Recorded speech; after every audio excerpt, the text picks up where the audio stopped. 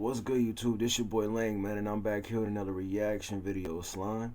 And right now, I'm about to react to 3 scary, real Las Vegas horror stories. You feel me? Because I figured today, as I'm filming this, it's Halloween. So it's like, bro, why not? You feel me? And before I get started, y'all let me know what y'all doing for Halloween. You feel me? Like, y'all let me know, like, what y'all doing, like where y'all going, like y'all going to, like me personally, I'm about to go see Halloween, you feel me, the new Halloween movie that came out, you feel me, like that's my plan for tonight, you feel me, but y'all let me know what y'all doing, you feel me, and yeah, and that's it, you feel me, I don't know why people are texting me, bro, like, what you texting me for, you feel me, I'm trying to record, but like I was saying, man, I hope y'all all have a safe, fun Halloween. You feel me? Like that, like y'all stay safe for real because Halloween it gets spooky. It's crazy. You feel me? But y'all just stay safe, man. I hope y'all have fun. But we about to sit back, chill. You feel me? And we about to see some of the scary Las Vegas stories. You feel me? We about to hear what happened in Vegas because they always say what happens in Vegas stays in Vegas. You feel me? So we about to see what happened. You feel me? And that's it. You feel me? This is that 3 scary real Las Vegas horror stories. Let's get into this thing, Slime. Let's go.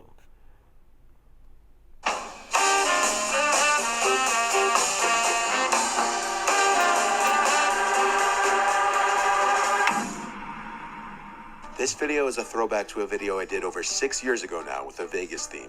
Wow. I've been wanting to do another Vegas theme video for a while, and with one of the biggest music festivals in the US coming up in Vegas this week, this seemed like an appropriate time. But even more appropriately, this video is sponsored by Mobile Premier League. MPL is a play-and-win gaming app with over 80 million users worldwide that can be downloaded for free on iOS devices on the Apple Store and Android devices on the MPL website. You should be 18 years or older before downloading. MPL is filled with a bunch of fun and competitive skill-based games where you can win money while having fun. So now you can relax in the comfort of your own home, making money playing over 10 games that are quite honestly just fun to play, such as Fruit Chop, Bubble Shooter, Bowling, and my current favorite 21 Puzzle. I like this game because it's similar to Blackjack in that you have to stack one of 4 columns with cards that add up to 21. But if you go higher than 21, you lose one of 3 lives. It's actually a lot harder than it looks, but as you can see, I actually won that round. All of your winnings get added to your wallet, where you can withdraw your money via PayPal or bank account. And when you sign up, you'll get a free $5 bonus added to your wallet. And you can also win up to $20 by referring friends and family. This was just one of the many games on the app you can play. So if you want to play fun games and win money, check the link in the description and download MPL.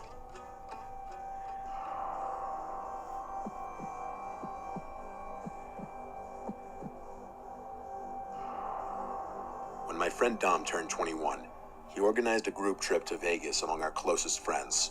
We stayed at the Gold Coast Hotel and Casino, which was a 5-minute walk from the Strip. There were 6 of us, too many names to list, so I'll just name them as I go. But we had 3 rooms, and 2 to each room. I was rooming with Joey. Our flight landed around 5, so by the time we were unpacked and settled in the hotel, it was around 7. We stopped at In-N-Out for dinner since we're all from the East Coast, and the novelty of In-N-Out was pretty appealing. Right after that, we walked around until ending up at the Bellagio Hotel's casino. It was absolutely massive. We all kind of split off into little groups. Joey and I were just doing slot machines while 3 of the others were at blackjack tables. I'm not sure where the 6th went. But when I say Joey and I were doing the slot machines, I mean we were really just sitting there occasionally spinning the slot machine every few minutes. Really just collecting those free shots that the cocktail waitresses would walk around with to try and get the patrons drunker and looser with their money. Let's just say we were trying not to blow $1,000 on the first night. After a few shots, we went over to our friends by the blackjack tables to watch them. I'd say after an hour at the casino watching our friends gamble their money away, we all left with intentions of walking to this place called Lily Bar and Lounge. But halfway to the bar, I did a quick pat-down of all my pockets, making sure I had my phone and wallet. Then I had that mini heart attack when I felt an empty pocket where my wallet should have been. I started to freak out, asking my friends if they remember when I had it last. None of them remembered.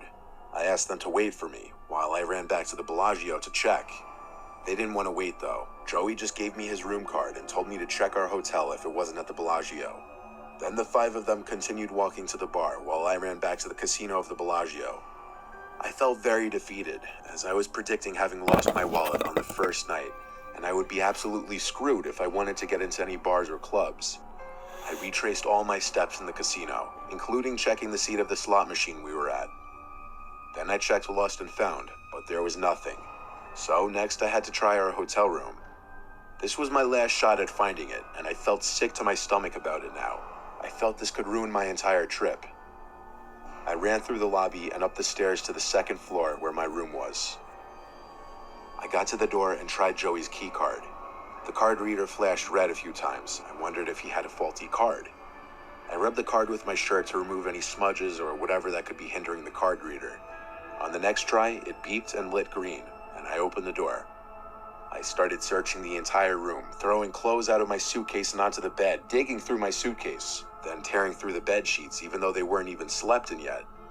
I checked under the beds, pillows, on the table and TV stand, but it was not in there. I collapsed on the bed, literally wanting to cry. Then I thought to maybe call the front desk and ask if it was turned into Lost and Found. So I did just that. The desk worker picked up on the third or fourth ring, and I asked if they could check the Lost and Found for my wallet. She said hold on, then put me on hold for a minute. When she came back, she asked what my name was because apparently lots of people lose their wallets in Vegas. I told her my name, then she said something that confused me. She said something along the lines of, "Sir, didn't I speak to you just now at the front desk when you asked me what room number you were in?" Okay, now that's weird, bro. I would have been like, huh? I asked when she was referring to, and she said within the past 15 minutes. That wasn't possible because I had been gone for nearly 2 hours. I told the lady I was coming down to the front desk, then I hung up. But it made me wonder, just what if? I checked the one closet in the room, and it was empty. Then I looked at the bathroom. The bathroom door was shut. I grabbed the doorknob, sighed, and yanked it open, expecting to see someone. But no, it appeared empty. I turned on the bathroom light just to look at myself in the mirror, but I almost instantly noticed the shadow through the shower curtain. It was undoubtedly a person in their No way, bro. No way, Slime. I would have been like, that's crazy. I wouldn't even, like, this wouldn't even have scared me. Like, I would have just been like, what the, like, you know? That's crazy, though. What would y'all would have did, you feel me? If you would have seen that thing, I would have just been like, what the is that? You know what I'm saying? But I would have been like, yo, come up out my wallet, though, you Slime. Like, I needs that, Slime. Like, Slime need that. You feel me? that shadow who looked taller than me. I didn't want to get stabbed or shot that night. I left the hotel room and immediately called the number for the hotel. I asked them to send security up right away. Not even 5 minutes later, 2 large men in security shirts came down the hall and I pointed at the door, yelling there's someone in our bathroom shower who stole my wallet. I opened the door for them, and right center of the hotel room was this 30-something-year-old man with a COVID mask over his mouth. He had his hands in the air. Security guards escorted him out of our room and patted him down for weapons. And not so shockingly, they found my wallet in his pocket. He didn't have any weapons on him, though. Security called the police and arrested the man, and I got my wallet back. The man admitted to finding my wallet outside of the hotel, went to the front desk asking what room number I was in, and letting himself in. Even though no one was harmed, I feel like this could have turned out so much worse. How did bro know you? Like, that's what I'm like, how did he even know? Like, feel me? But I'm glad you got your wallet back, though, you feel me? But if it were me, bro would have had to run the hands. Like, I'm not, like, that's not a you. Like, bro, you put my life in that. You might would have got, put 6 feet under. Like, I'm not even lying to you, you feel me? But I'm glad Shorty got her wallet back, you feel me? But that's crazy, you feel me? Like, whoa. I'm definitely not going to that hotel, Slime, when I'm in Vegas. Shh. And I love Vegas, too. Shout out to Vegas, but, bro, I ain't going to that hotel. Slime ain't going. Example, if I decided to open that shower curtain. My friends hardly believed my story until security guards backed it up later that night. The rest of the trip went completely normal. A want to learn how to impact humanity. I live in a city of pioneers.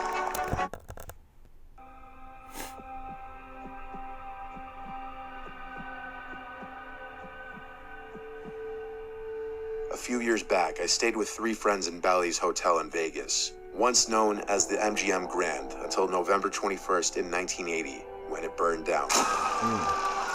The fire began from a refrigerated pastry display case in one of the restaurants located on the first floor, and apparently the fire engulfed the resort's casino, and the smoke traveled into the hotel tower, killing 85 people due to smoke inhalation. We read about this in some of the reviews of the place while booking. But I mean, that was 40 years ago. How would it really affect our stay? The rates for rooms were surprisingly more affordable than some comparable hotels for that specific weekend. Something I didn't pay attention to in the reviews, though, were the number of people who reported witnessing and hearing strange paranormal events. There are even reports of ghostly activity in the casino. The most common complaint I was seeing from guests was the presence of a smell of smoke and burning, especially on the upper floors, even though there was no one smoking. But I wasn't aware of any of this on our first night there. On our second night there, we went to a couple casinos, then got dinner and went back to the room to regroup before heading back out. Not without stopping at a liquor store for some booze beforehand, so we could all loosen up a little more before going out. After we pre-gamed for a good half hour to an hour, we all called an Uber to Omnia nightclub not too far away. By the time we got there, the liquor was definitely kicking in, and this is where my memory starts getting a little fuzzy. I remember we were waiting online for at least half an hour, and I remember my one friend Alec talking to this group of girls in front of us. Next thing that I really remember was standing at the bar inside the club with my friends trying to order drinks, and I vaguely remember bits and pieces of being on the dance floor. But when I say I blacked out besides that, I'm not exaggerating. The night became a little clearer when I left the club, but according to my friends, I left alone. I somehow made my way back to the hotel and back to the room on the 17th floor. From here on out, I remember just about everything. I was sitting on the edge of the bed with my head in my hands for quite a while, feeling like my head was spinning, when I heard what sounded to be a kid coughing on the other side of the door. I pulled myself together and went to check through the peephole, making sure no one was choking or anything, I guess. There was no one visible, so I opened the door. The corridor was empty. At this point, standing up made me feel even sicker, so I went to the bathroom to throw up. After that, I felt better and laid down in the bed to go to sleep. It was 3-something in the morning. None of my friends were back yet. I heard the coughing once again. It sounded like a young boy's coughing. I didn't feel like getting up to check again, though. I resumed trying to fall into a deep sleep, when out of nowhere, this ear-piercing ringing went off, along with a flashing red light in the room. It was the smoke alarm, and in the corner of the room, every time that flashing light blinked, I could see a person standing in the corner of the room. It looked like a young boy facing the door. I looked closer to see if I was seeing things, and on the 4th blink, I started to scream and crawl backwards out of the bed and onto the floor. I don't know what exactly I thought was happening, that I was going to be killed or that I was seeing a ghost. But after a while, as if I were experiencing sleep paralysis or a hallucination, the apparition of the boy in the corner disappeared. I gave myself time to breathe and calm down, and convinced myself I was just seeing things. And just like the boy disappearing, the smoke alarm turned off a minute later. My heart was racing for the next 10 minutes as I sat up in the bed on my phone trying to contact my friends. They got back around 4, and I decided not to tell them for the sake of sounding like a drunk fool. I did more research the next day about the hotel and supernatural sightings, and I was even more disturbed when I read that other people had witnessed and heard a boy coughing on the 17th and 18th floors. Needless to say, I didn't want to stay there anymore. Thank God it was only a 3-night trip.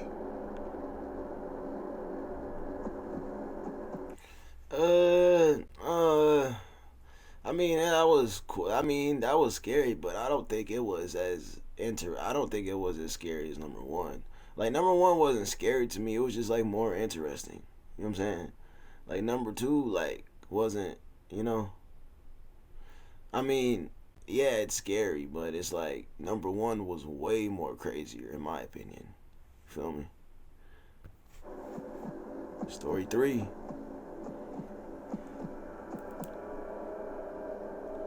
In 2018, my friends and I rented an Airbnb in North Vegas to attend the Electric Daisy Festival, which is an EDM music festival. It was my first experience of this kind. I'm not even a fan of EDM, nor do I do any kind of hard drugs. But I went with my 3 friends who are into this stuff, who I'll call Jess, Marissa, and Nicole. My friend Jess had a drug dealer connection in Vegas who she was planning on buying Molly from.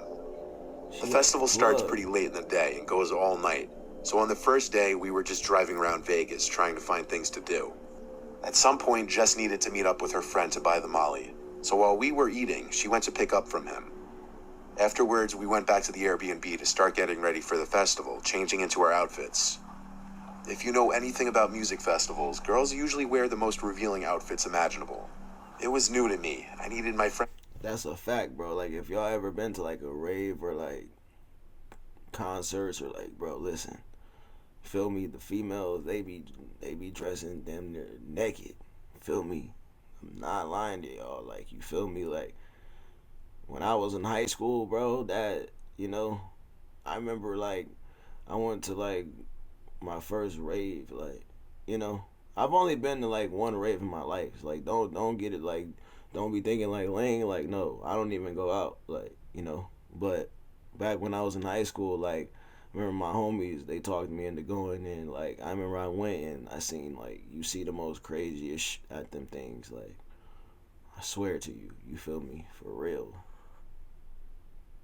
Or, like, EDM concerts, raves, like, it's crazy. To help me buy an outfit. As we called a lift to the racetrack where the festival was being held, Jess handed us all our own little baggies with the Molly. I was very nervous, as I've never really done any drugs except for weed, if that even counts. The ride there was surprisingly quick. Jess told us the Molly should kick in around 45 minutes after taking it. By then, we were online to get inside. The effects of it didn't really kick in for a while, and my friends all agreed they were already feeling it. So I had a feeling I didn't take enough. I went for the baggie I smuggled into the festival and took a little more. For the next hour, we danced as the sun went down and the sky got darker, and all the lights from the stages and carnival rides lit up the place. I was realizing the Molly was kicking in hard, and I was starting to trip. It was such a surreal experience with all the lights, booming music, and the euphoric feeling of the drug. But eventually I realized I took way too much. I started to lose track of where I was, and next thing I knew, I was lost in the crowd without my friends. At some point, this guy started talking to me, and I must have asked him for help finding my friends, because he told me, "I know where your friends are, I'll take you to them." I followed him through the crowd, holding his hand, till we got closer to the back of the crowd. I asked where we were going. He said he knows where Jess is. I thought the fact that he knew my friend's name meant he was telling the truth. Then he asked me to call Jess, and he'd talk to her. So I dialed Jess's number and handed him the phone. 5 seconds later, he started talking to her. He was on the phone with her for a minute before hanging up. He said Jess left to the hotel with my other friends because one of them got sick. He said he would take me there. I stood there tripping like an idiot and said okay. He called us an Uber, and when we got inside, he asked for my number. I gave it to him because I was yet to see any red flags in my inebriated state, till I looked at the Uber driver's screen and saw that it said the destination was 15 miles away. And then it hit me. Why did the guys say my friends went to the hotel when we weren't staying at a hotel? We were staying at an Airbnb. I asked the driver where we were going, and I don't remember what he said, but whatever he said made me realize he was not taking us to the Airbnb. I asked the driver to turn me around, but the guy next to me started claiming he was my boyfriend, and I was just incredibly drunk and needed to get home. I started to scream that he's not my boyfriend, that I just met him, and eventually the driver believed me and stopped the car, kicking the guy out. I started to cry and asked the driver to bring me back to the festival so I could find my friends, but he informed me the festival doesn't allow re-entry, so he brought me back to the Airbnb. He waited until he saw that I let myself in using the code, and then I started frantically texting and calling all my friends till one of them picked up. They couldn't hear me on the phone at the festival, so I typed in our group chat what happened. Jess came back to the Airbnb to be with me, while Marissa and Nicole stayed till much later at the festival. I somehow slept like a baby that night, but I woke up the next morning to 3 missed calls and a handful of texts from that guy who tried to most likely kidnap me. The text went as follows. "Hey, did you make it back? Where are you? I'll come to you and help you to your Airbnb. Honestly, fuck you for making a scene like that in front of the Uber driver, making me look like some kind of rapist." Bro, what you mean, bro? Like, you was... No, what you was trying to do, you was trying to crack her, you feel me, because she was off, and she realized what you was trying to do, bro, and now you mad because you didn't get what you was trying to get, you know. It's common sense, bro. And to me, like, unless the girl is like your girlfriend or something, bro, to me it's weird to have, like, why are you trying to like chase a girl while she's like not even on earth? Like, if she's drunk, like, to me, I'll never have intercourse, like, I'll never have, like, you know what, with the girl when she's drunk or when she's off like my or any type of drug, because that's just not right. Unless she's like my girlfriend and I'm obviously off the same type of shit, then, But it's like, if it's a random, bro, then nah, bro, I'm cool. You feel me? Because, bro, you can catch cases like that. You feel me? Like, for real. Like, and I'm glad old girl was smart and used her instincts, like, and she realized what bro was trying to do. I don't think bro was trying to kidnap her, but bro, I think bro was just trying to crack her. You feel me? You know? It goes without saying this guy never knew who any of my friends were, and he never got on the phone with Jess. I most likely told him my friend's name when I asked him for help in finding them. This was my first time doing a hard drug, and it blurred my judgment so much that I almost allowed myself to possibly get kidnapped.